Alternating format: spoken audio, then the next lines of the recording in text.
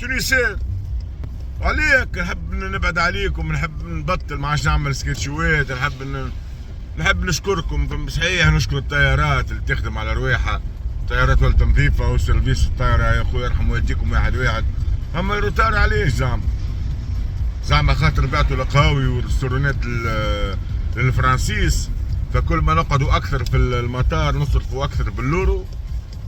دبوسة الصافية نص لتر الصغيرة 3 €80 قريب 15,000. الناس تستنى بالاربع سوايع وبال 12 ساعة في المطار. علاش؟ يا اخي ثم شكون يعكعك فيكم، ثم شكون يدبر في راسه على حسابنا نحنا. فسرونا نحبوا نفهموا نحن مواطنين. تجي تسأل الشيف ديسكال يقول لك اعمل ريكلاماسيون في السيت، هاي تونس كل تعمل في الريكلاماسيون.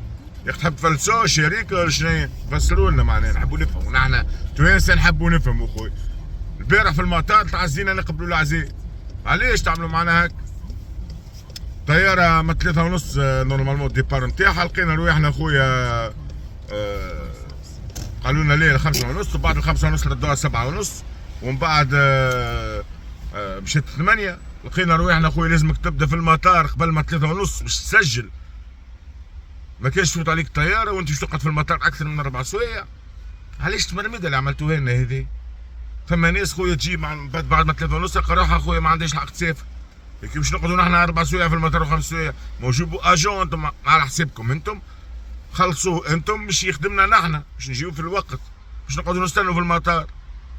ولا تحبونا نقعدوا في المطار باش نقعدوا نصرفوا على الشركات الفرنساويه القهاوي والريستورانات اللي بعتوها لي زوم دافير الفرنسيس؟ تحبونا نحن نقعدوا نصرفوا باليورو في المطار باش انتم تقعدوا تعكعكوا؟ فهمونا خويا فهمونا، فما مسؤول يفهمنا ولا يعوض لنا التعب اللي تعبناه، اللي ضيع الترام نتاعو، واللي ضيع فهمتني ليله في اوتيل، واللي مشى معناها اعصابه مش يموت بالعصا، واحد مشى يعمل كريس كاردياك في جرتكم عليه. علاش خويا؟ يا خويا نشكروا طاقم الطائرة، الساعة الطيارة نظيفة يرحم والديكم عليها. نشكر الخدامة اللي في الطيارة خويا، تحية لكم بالحق محلاكم على الاخر. اما الجماعة اللي تكتكوا خويا في حكاية الروتار هذيا، حسبنا الله ونعم الوكيل فيكم. ان شاء الله ناخذوهم من لحمكم ومن دمكم وتاخذوهم دويات الفلوس هذيك.